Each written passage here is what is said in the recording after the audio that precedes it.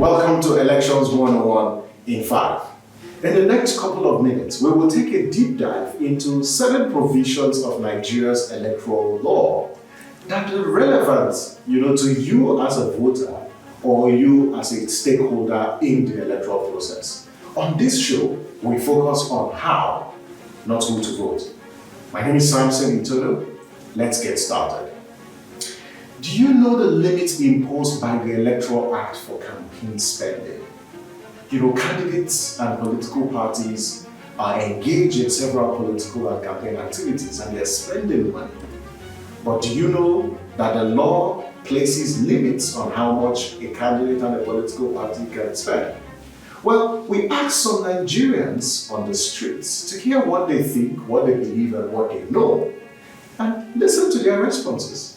In a campaign, a candidate is expected not to spend more than 100 million naira. I don't know, but I think it should not exceed 100 million naira. Bro, I don't know how much the candidate is supposed to spend on. I didn't have the idea.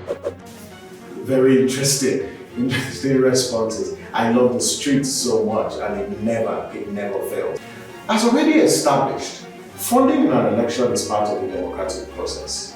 But there are provisions spelled out in our electoral law that limits the amount of money that political parties and candidates can spend in an election.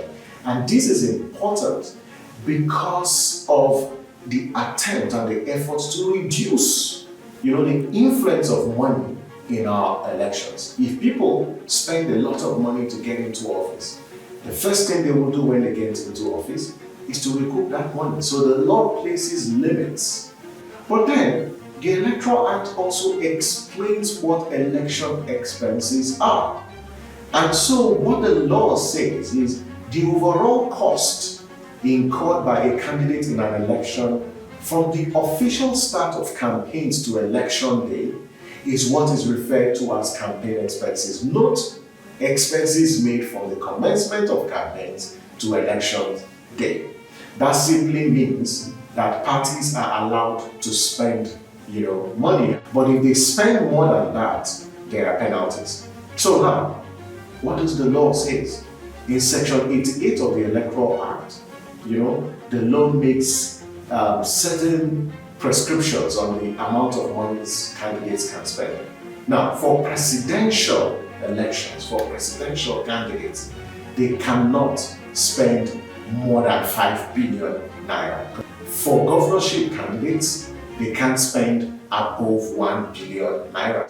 For the Senate, it is 100 million. For House of Reps, it's 70 million. For state houses of assembly, it's what? It's 30 million. So these are the limits that the law places for campaign expenses. Now, the law also prescribes sanctions. So, assuming a candidate spend more than this amount that the law has placed, is there a penalty?